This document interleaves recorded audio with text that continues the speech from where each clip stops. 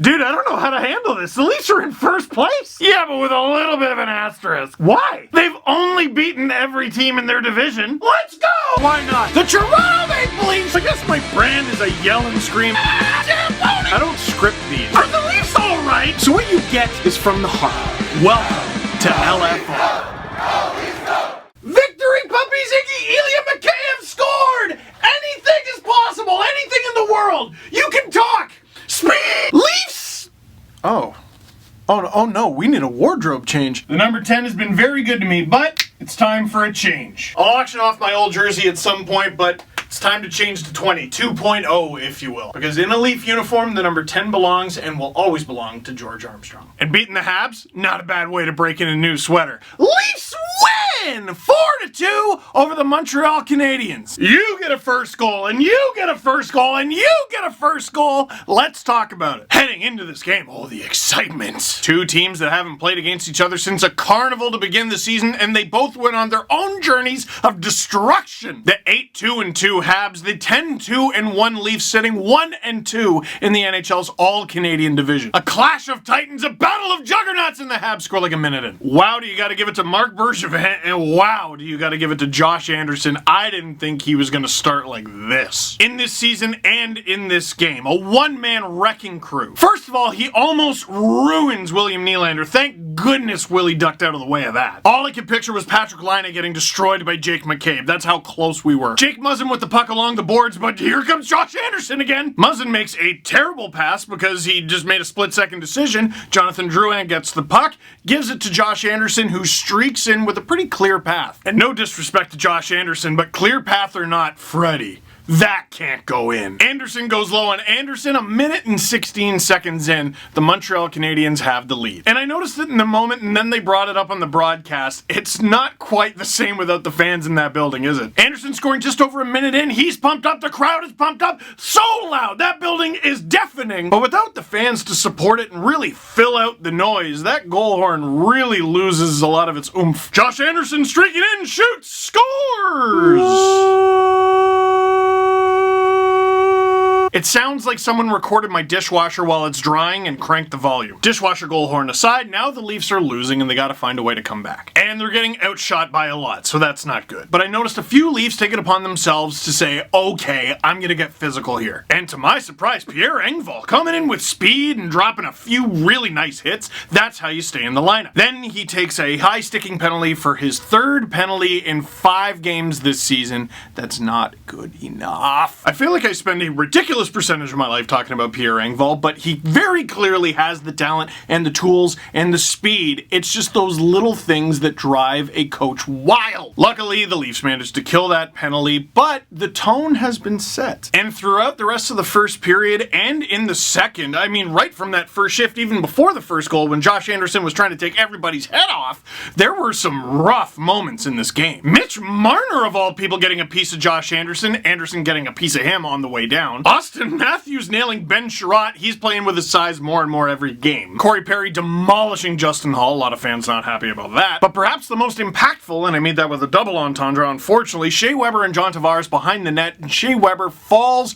on top of John Tavares, specifically his head. And he's down for a few moments, and it takes him a long while to get back up, and then he finally does get back up, sort of rejoins the play, and then goes to the Leafs bench with a little bit of red leaking out of his face. Oh, that's blood! And nobody makes the captain bleed his own blood! Yes, hello, can I donate a wrist to Wayne Simmons? What do you mean you only accept good ones? And Tavares goes into concussion protocol. He goes to the room for 15 minutes. I 100% support this, and so should you. What else are the concussion spotters for, if not to spot possible concussion? And to that you might say, well, John Tavares seemed fine after the fact, and I would say, so did Paul Kariya. It's the concussion spotter's job to be like, that doesn't look good. And it didn't look good. So he went away for a while, and the Leafs found a way to weather the storm. Travis Boyd, a big part of that. In the meantime, Jake Evans, who's really starting to make a name for himself as an agitator for the Montreal Canadiens, takes a slashing call on Freddie Anderson, and Justin Holl takes a penalty for giving him the business. That's the second time this season that Justin Holl has taken a power play away from the Toronto Maple Leafs because someone touched the goalie and he told them not to touch the goalie, and to that I would say, good, don't touch the the goalie. And ensuing 4-on-4 action, JT returns. And on these next two goals, you're going to get a lesson in why John Tavares is awesome. Because I was getting tweets during this game, after this game, what's up with JT? And I assume people weren't referring to the bearded mountain that fell on his head and neck. During 4-on-4 action, John Tavares gets the puck near the blue line in the Montreal Canadiens zone. Couple really small, interesting things. While John Tavares is trying to shake Philip Deneau, William Nylander sets up a screen? Do I get a Nylander Raptors jersey? And then Tavares basically D-to-D pass over to Jake Muzzin without going offside and without giving the puck away. I like both those things. Then as Muzzin gives the puck to Travis Dermott, John Tavares goes deeper into the Montreal Canadiens zone, shadowed still by Philip Deneau, creating this wide open lane for Travis Dermott to go a little deeper into the zone. He's got support behind him. Deneau realizes at the last minute, wait a second, the play's behind me. Dermott gets just about to the faceoff dot on Carey Price and snipes it. Top corner. Woo!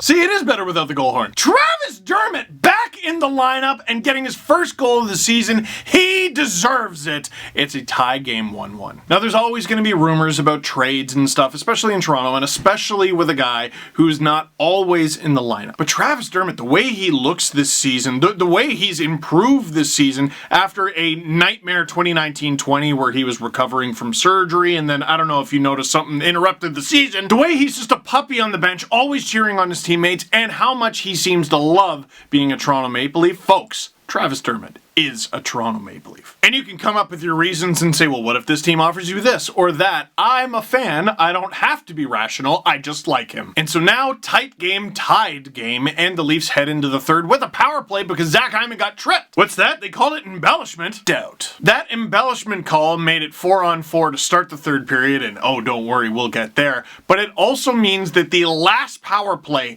any team had in this game, because there were no penalties in the third period, the last power play any team had in this game was Zach Bogosian's penalty that was less than halfway through the second. The last power play was less than halfway through the game. Once again, doubt. So what would the Leafs do with the 4-on-4 action that should have been a power play? The answer is what they did last time. Tail end of the 4-on-4 action, John Tavares enters the Montreal Canadiens zone and he attacks Jeff Petrie. Slams on the brakes, but Tyler Toffoli's there, but he keeps gliding. Then he drops the puck to Justin Holl, and once again, this guy just knows how to draw attention away from his teammates and toward him. Cheeky little detail you might have missed. There's Jake Muzzin just taking a leisurely little walk there into the Habs zone. And then my favorite part, Shea Weber follows Muzzin for a minute before realizing, wait a sec, who the heck are you? And this is the open lane that Justin Holl has to work with. I've seen Justin Holl use his slap shot so seldomly I couldn't even tell you if it's good or bad. I'm watching going, he has to shoot it here and I have no idea what's going to happen. And Justin Holl seemed to stand there as if to say, I have to shoot this here and I have no idea what's going to happen. And then he, in his own words, uncorks it! Blammo! Past Shea Weber, the second most terrifying shot in the North Division. I said the second most terrifying. Justin Holl scores! He doesn't score very often, but when he does, Travis Dermott also scored in that game. In fact, whoa, meaningless stat. That is the second time in both Travis Dermott and Justin Holl's career that they both got their first goal of the season on the same night. That would, of course, be that blowout game against the New York Islanders where both Travis Dermott and Justin Holl got their first career NHL goals. Sure, that stat is meaningless, but what are the odds of that happening? Because Travis Dermott only has 10 career NHL goals and Justin Holl only has 5. But hopefully he'll be getting a whole lot more since his slap shot is now uncorked. But now we can't get too cocky. The Montreal Canadiens are going to have a great counterattack. Psych! Zach Hyman powering into the Montreal Canadiens zone. God, I love this team this year. Pivots, tries to pass it off to Kerfoot, misses the first attempt, but doesn't quit on it and gets him the second one. And Kerfoot goes, blah! And misses the puck almost entirely. The key thing there, almost. The puck glides over to Ilya Mikheyev like the elastic bands from the old Bugs Bunny cartoons. I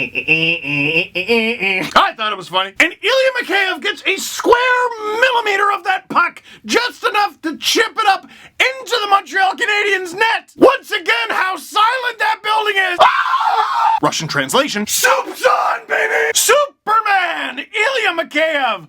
Finally! Getting his first of the season. That is 3 consecutive Leafs with their first goal of the season in this game, and they take the 3-1 lead. In their last game against the Vancouver Canucks, tied game 1-1. The Leafs scored 2 goals in 11 seconds to make it 3-1. In this game against the Montreal Canadiens, tied game 1-1 in the third period. 2 goals in 42 seconds to make it 3-1. So now the Leafs got to shut it down against Montreal. Something they've actually been doing pretty well this season, just shutting it down in general. And they do a pretty good job of it until the final 5 minutes. Habs with an absolute absolute fire drill, and they fire it on, but TJ Brodie blocks just a piece of it. Unfortunately, it breaks his stick and he has to drop it. There's a dog pile in front, and Thomas Tatar gets the puck and puts it past Freddie Anderson. Guess what? The Habs are within one. Now, that was just bad luck, right? It was just bad luck. Well, no. What's the theme of this season? You make your own luck. How did the Leafs create their own bad luck on this goal? All right, kids, we're going to have to look for clues. Where should we start? Oh, I know. Whoever the camera pans to first after the other team scores. Oh, it's never fun being the camera pan guy. Oh, no. Morgan Riley, a defender for the Toronto Maple Leafs, was just trying to do his job, which is defend the Toronto Maple Leafs. He's on his knees. The puck is right in front of him.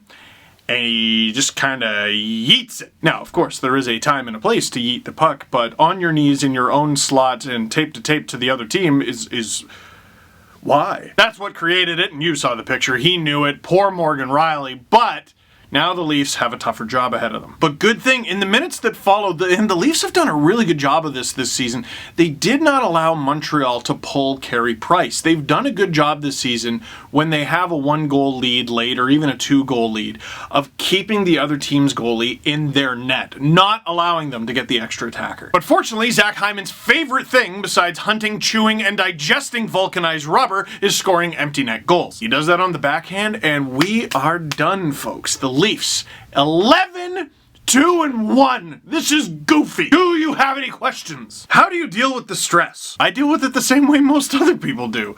I scream into my YouTube channel. I highly recommend it, guys. Just try it. All jokes aside, how do I deal with stress? Poorly. How's the soup? Хорошо. Justin Holl? Thoughts on his season? And also Justin Holl for Norris? Two different but very similar types of energy. Now, Norris might be a little silly right now, but if the NHL had a most improved player award like the NBA does, which the NHL does not, you'd have to include Justin Holl in the conversation. Now, to some Justin Holl fans, they might say, well, no, you just didn't see it before. I'm not oblivious. I know what the numbers have said about Justin Holl for quite some time, and he's always had good numbers. But the way he's playing looks different. I don't think it's just the hair either. He's really good. There's a different physicality, there's a responsibility, but with the confidence to do the fun offensive things that he does. I love this player, man. As a Habs fan, can hashtag free Hutch be a thing so maybe we can win? Well. Last season, I even said, Montreal Canadiens fans, you kept getting the Leafs on the second half of a back-to-back with Hutch, which is mean to Hutch, but even on the second half of a back-to-back against whoever team you're playing's backup goaltender. It's a little different with Freddie in net, isn't it? Man, I really didn't like Freddie's start. I didn't like the Josh Anderson goal. I didn't like the shift that followed where he was going all squirrely and basically breakdancing in his net. But for the second straight game, he gave the Leafs a chance to win, and for most of the game was the reason they were not completely out of it. Do you have any idea what's happening in the NHL besides the North Division? Okay, can I be honest? No. I haven't bothered to even look at the standings because it's a waste of time. A complete waste of time. I pay attention for highlights like the hat picks and the dang its that we're doing on the Sportsnet YouTube channel. Trade tree's coming soon too. But I'll be totally honest that I haven't been paying attention to what's going on in the other divisions because it makes me depressed. It makes me really sad. This team has had a bunch of games canceled. This team has had a bunch of people placed into COVID protocol, and some of them even have it. Also, we're going to be allowing fans back in the stands soon. Send tweet. So for my stress levels right now, not for me. As the Leafs became the first Canadian team to sign Black Girl Hockey Club's Get Uncomfortable pledge to disrupt racism on and off the ice, do you think other teams will soon follow suit? Hashtag Get Uncomfortable. I would think so, and I would certainly hope so. Black Girl Hockey Club's been leading the charge here. The Leafs are joining them in the fight. They need others to join too. And if you want more information on the Black Girl Hockey Club and the Get Uncomfortable campaign, visit blackgirlhockeyclub.org. So that is it for this one. Thank you very much for watching. Click like if you like this video. Click subscribe if you really liked it. Tell all your friends. Number 20. Undefeated so far.